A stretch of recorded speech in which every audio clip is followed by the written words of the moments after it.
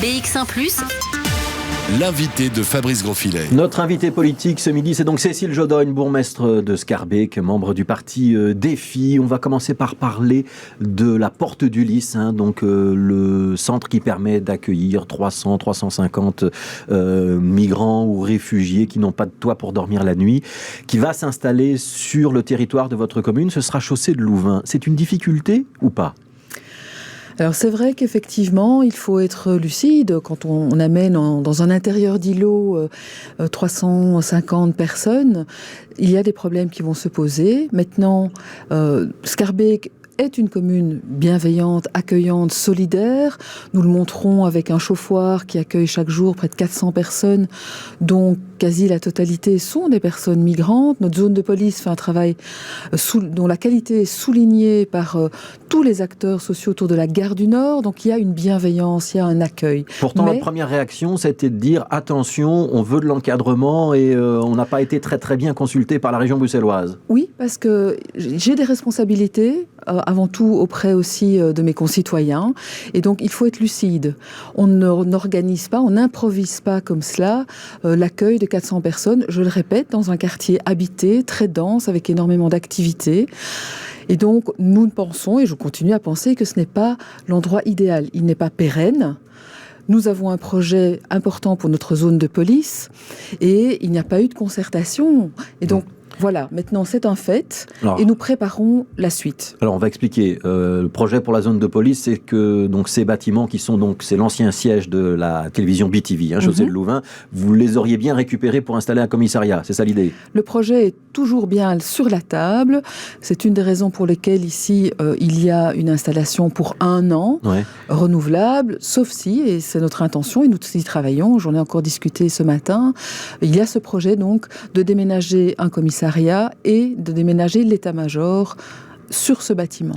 Ça veut dire que c'est 1 an renouvelable, la commune préférerait que ce ne soit pas renouvelé, alors que peut-être que la SBL, plateforme citoyenne, souhaiterait que ce soit renouvelé. Ce qui est convenu, c'est que si ce projet se concrétise, ce qui va être le cas, ce ne sera pas renouvelé, puisque nous souhaitons donc installer et travailler à l'installation de ce commissariat. Donc là, la porte est fermée, c'est 1 an et pas plus qu'1 an. Non, il y a une possibilité de renouvellement, parce que il y aurait un retard ou pas, mais nous sommes vraiment, nous, en train de travailler là-dessus. On demande sur le commissariat. Ouais. Oui, et c'est un projet qui précédait. Qu'est-ce que vous craignez pour les riverains ou pour les commerces alentours ? Alors, de nouveau, il s'agit maintenant... C'est pas mieux d'avoir des migrants qui viennent dormir là plutôt qu'un grand bâtiment qui reste complètement vide et à l'abandon ? Alors, ce qu'il faut, c'est être responsable et lucide. Il y aura certains problèmes. Nous devons maintenant organiser et vraiment pouvoir mettre en place l'accompagnement de ce centre d'accueil.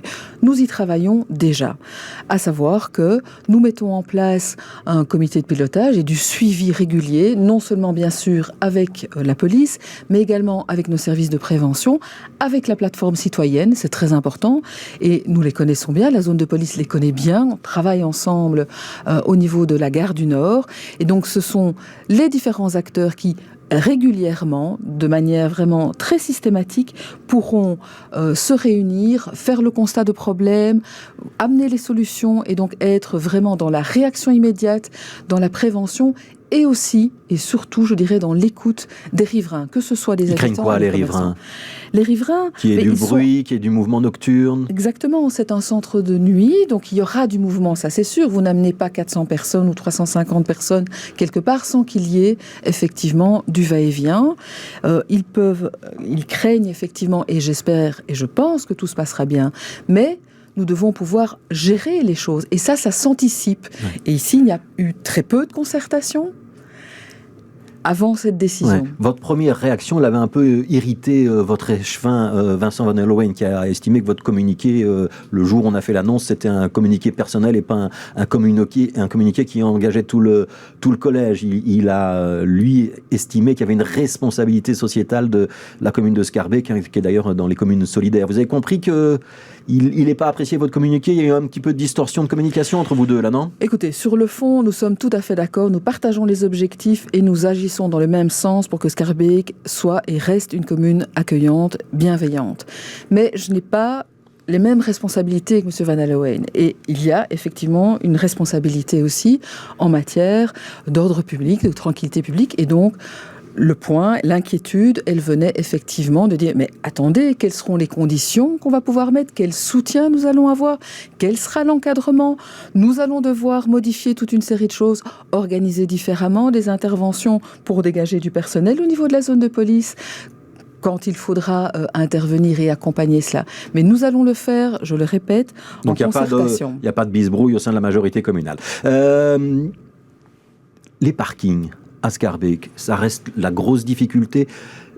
La population ne comprend pas pourquoi les parkings sont devenus payants partout, dans toutes les zones, jusqu'à 21h, et pourquoi on en confie la gestion à Parking Bruxelles. Ça reste une bonne réforme, une bonne décision, ou vous pourriez faire machine arrière? Alors, tout d'abord dire que le problème du stationnement, il n'est pas propre à Schaerbeek, on le retrouve non seulement dans quasi tous les quartiers de Bruxelles, mais dans toutes les villes.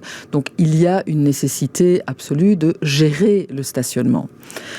Nous avons effectivement décidé d'étendre ce qui était déjà en vigueur sur à peu près 2/3 des voiries. Oui, donc maintenant, c'est tous les quartiers. Maintenant, c'est l'ensemble des quartiers qui passent en zone verte, bien sûr, avec aussi les zones rouges dans les zones commerçantes. Donc, c'est effectivement généralisé. C'était difficile aussi pour certains de se dire pourquoi dans mon quartier et pas dans d'autres. Donc là, c'est la même politique pour tout le monde. Donc, c'est la Pourquoi même est-ce que c'est jusqu'à 21h? Alors, l'enjeu principal de la gestion du stationnement, c'est quoi? C'est de pouvoir protéger les riverains. Les riverains, ils sont principalement chez eux le soir. Quand ils rentrent chez eux, ce que nous voulons, c'est qu'il reste des places disponibles pour les riverains. Ce que l'on a constaté, c'est qu'en mettant le stationnement payant que jusqu'à 18h, nous avions un phénomène d'arrivée de voitures de personnes non riveraines qui prenaient ces places. Et quand le riverain arrivait chez lui, il n'en trouvait pas. Donc c'est vraiment l'enjeu essentiel, c'est la gestion du stationnement au bénéfice des riverains. Et donc les riverains, eux, ils ont toujours une carte, en tout cas au moins une par famille. Et bien sûr, la carte riverain existe. Il y a des possibilités d'avoir aussi des deuxièmes cartes, mais c'est principalement une carte riverain. Alors, il y a des pétitions qui ont été lancées et l'opposition s'est saisie aussi du dossier. Qu'est-ce que vous répondez sur 2 points? Le premier, c'est que ça empêche les gens entre familles de se rendre visite d'une commune à l'autre, premier point. Et deuxième point, pourquoi est-ce que ça doit aussi rester payant le samedi? Alors, par rapport à cela, donc c'est effectivement une décision qui a été prise de généraliser. Pourquoi jusqu'à 21h? Donc je viens de l'expliquer. Oui, ça a un impact du coup sur des visiteurs, mais je rappelle, l'objectif c'est de pouvoir maintenir des places pour les riverains. Pour, excusez-moi, votre deuxième point. Donc le samedi. Donc tout cela... c'est la même chose, on constate beaucoup de mouvements et Donc c'est le même raisonnement pour le samedi. Oui, mais je voudrais souligner, et nous avons, cet engagement a déjà été dit au niveau du conseil communal, nous allons, fin juin, faire les statistiques sur les premiers mois de cette mise en œuvre du règlement stationnement. L'été, nous allons analyser toutes ces données et nous ferons une évaluation de ce plan de stationnement. Ça veut dire qu'à la rentrée de septembre, il y aura peut-être des aménagements. Si l'on constate qu'il y a l'une ou l'autre chose qui pourrait être amélioré et adapté, nous le ferons. Mais nous ne pouvons pas le faire tout de suite. Il faut qu'on évalue d'abord ce plan de stationnement. Ouais. Alors, je voudrais quand même vous poser une question sur la mobilité. On sait que la région est en train de négocier les fameuses zones 30 avec les différentes communes. Il y a eu des PV à Schaerbeek. Bernard Clairfailly a eu un PV parce qu'il avait excédé les 30 km/h. Et on sait aussi qu'il y a eu toute une petite polémique dans le quartier Colonel-Bourg avec des gens qui ont été flashés alors qu'ils estimaient que l'information n'était pas claire. Il reste un problème d'information, de prévention, de communication pour expliquer que la plupart des rues de Schaerbeek sont désormais en zone 30 ? Alors, c'est pas encore bien intégré ? Franchement, il y a toujours un problème effectivement de communication et sensibilisation à faire. Globalement, c'est bien intégré. Je laisse de côté l'histoire du panneau où la région a oublié de mettre un panneau là. Ce n'est pas très grave. Ça, c'est la faute de la région. C'est pas grave. On aurait dû s'en rendre compte plus tôt aussi. C'est réglé. Au niveau de la sensibilisation, oui, bien sûr. Maintenant, après plus d'1 an de fonctionnement, on constate qu'il y a un changement de comportement. Mais il reste toujours des imbéciles, pour rester poli. Il y a vraiment des gens qui respectent le 30 km/h à Schaerbeek et c'est une majorité des automobilistes ? Oui. il y a un changement dans le comportement qui est notable et qu'on constate dans les chiffres. On a sur certains axes fait une moyenne sur ce qui se passait avant l'introduction de cette mesure et ce qui se passait après. Il y a une réduction de la vitesse. Donc c'est un bon exemple pour la zone 30 à l'échelle de la région? Je pense que c'est un bon exemple, mais oui, c'est vrai, il y a toujours à sensibiliser et aussi à contrôler. Et les contrôles sont, c'est vrai, nombreux et importants. Et ce sera encore le cas sur Scarbeck. Ouais, il y a beaucoup de contrôles, vous avez des chiffres? Il y a énormément de contrôles qui se font puisqu'on a des radars fixes, il y a des radars mobiles et il y a aussi des contrôles qui se font par patrouille avec des radars mobiles et une patrouille. Cécile Jodogne, la bourgmestre de Scarbeck, est notre invitée. On va la retrouver juste après le journal. BX1+. L'invité de Fabrice Grosfilet. Mais tout de suite, on retrouve donc Cécile Jodogne, bourgmestre de Scarbeck. Je voudrais qu'on s'arrête un instant sur le rond-point Mézère. La ministre de la Mobilité et des Travaux Publics, Elke van den Brand, était dans ce studio. C'était lundi. Elle a annoncé qu'il y aurait des aménagements temporaires à Mézère. C'est urgent, c'est utile ou c'est superflu? Alors, je ne sais pas si on peut parler d'urgence quand ça fait à peu près 25 ans, je pense, que Scarbeck réclame effectivement des aménagements place Mézère et sur les boulevards qui y débouchent. On dit place Misère chez les Bruxellois, tellement c'est compliqué de la traverser. Quand on doit la traverser, ça va. C'est quand il faut emprunter, effectivement, quand on veut se diriger vers le Qu'est-ce qu'il faudrait avoir comme aménagement? C'est quoi les souhaits de la bourgmestre? Ce qui est prévu, c'était un tunnel routier, en tout cas pour dégager. C'est encore d'actualité ou c'est abandonné? Normalement, il n'y a en tout cas pas eu d'indication que ce soit abandonné, mais il faudrait surtout effectivement rendre un peu plus pérenne et lisible les aménagements suite à la mise en surface, donc la disparition du viaduc et maintenant tout le trafic qui se passe en surface, ce qui est bénéfique, mais il manque encore des aménagements par rapport effectivement à cela. Je voudrais peut-être aussi souhaiter qu'il y ait un peu plus souvent des concertations avec la commune par rapport aux aménagements souhaités. Ça veut dire qu'Elke van den Brand ne vous en a pas parlé? Je n'ai pas eu de discussion avec Elke van den Brand spécifiquement sur la place Mézère. J'espère qu'elle en a eu avec les services mobilité de la commune. Oui, ça veut dire qu'on pourra toujours continuer à tourner à gauche, tourner à droite, d'où qu'on vienne quand on arrive place Mézère, où il faudra condamner certains mouvements? Alors, je pense que c'est évidemment un nœud essentiel de communication au niveau dans l'entrée de Bruxelles et pour Scarbeck. Et donc, je le répète, je n'ai pas connaissance aujourd'hui de changement en termes d'axes qui rentreraient ou sortiraient de la place Mézère. Voilà, on vous donnera le numéro de GSM de Elke van den Brand quand vous sortirez de ce studio. La majorité, elle cherche toujours un nouveau partenaire à Scarbeck? Nous sommes toujours en discussion. La majorité est bien là, elle travaille. Nous avançons sur une série de dossiers, mais effectivement, les discussions se poursuivent côté liste du bourgmestre. Il y a eu des discussions avec le CDH. Ça a capoté finalement. Le CDH n'a pas souhaité rentrer dans la majorité et être associé à la liste du bourgmestre qui est en majorité avec Écolo. Il y a des discussions aujourd'hui avec Georges Verzin et des libéraux? Il y a des discussions avec différentes personnes. Donc vous confirmez qu'on discute avec la liste MR de Georges Verzin? Nous discutons avec différentes personnes. Ouais. Emine Oscara, il pourrait intégrer la majorité? Il n'y a rien à dire pour le moment sur qui que ce soit au niveau des rentrées dans la majorité. Je pense que vous comprendrez que c'est des choses que l'on discute. Mais vous discutez avec Emine Oscara aussi, ou vous ne discutez pas avec Emine Oscara? Il n'y a pas de discussion que je mène moi seule. Nous faisons ça avec Bernard Clairfailly, qui reste le chef de file. Et donc, comme je le dis, tout ça est en cours et il n'y a pas lieu de faire des commentaires aujourd'hui. Ouais. Conférence des bourgmestres, vous y assistiez hier. Abdellah Achaoui, donc l'échevin de Molenbeek, qui est au cœur d'une polémique parce qu'il travaillait également pour le club de l'Union Saint-Gilloise. Il n'est donc plus le candidat des bourgmestres pour devenir administrateur ou président de Parking Brussels? C'est fini?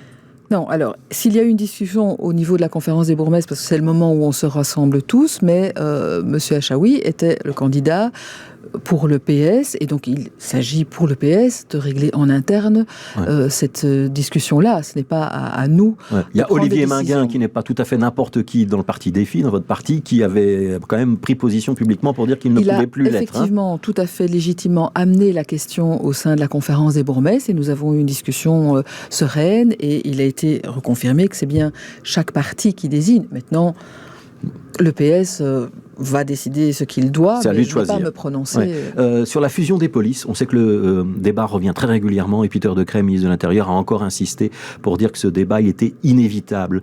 On peut aller soit vers une fusion des zones de police bruxelloises, soit vers un commandement intégré, comme le suggère Gilles Vandenburg, qui sera avec nous dans quelques minutes. Écoutez, j'aimerais d'abord que l'on puisse consulter et discuter en premier lieu avec les Bruxellois, parce que j'entends beaucoup de personnes s'exprimer sur ce débat sans être directement concernées. Gilles Vandenburg, il est bruxellois. Oui, je parlais de Peter De Cree, bien évidemment, et d'autres leaders côté néerlandophone principalement, qui très régulièrement se prononcent sans connaître les réalités bruxelloises. Donc fusion des polices, fusion des zones, c'est plutôt moi, non. je ne suis pas la seule à partager sa vie, c'est une mauvaise idée. La police de proximité est essentielle. Bruxelles, c'est 1 200 000 habitants. Il y a effectivement 6 zones de police. Pour le même nombre d'habitants en Brabant, par exemple, c'est plus d'une vingtaine de zones de police. Et un commandement intégré? Alors, il y a déjà des protocoles d'accord qui fonctionnent très bien entre les différents commandements. Donc, la collaboration entre les zones de police bruxelloises est très bonne. Et donc, c'est déjà quelque chose qui se fait et qui s'organise. Donc, il n'y a pas besoin d'avoir réellement un état-major en plus en haut? Je ne pense pas. Cécile Jodogne, merci d'avoir été l'invitée de BX1. Donc, Cécile Jodogne, bourgmestre de Scarbeck.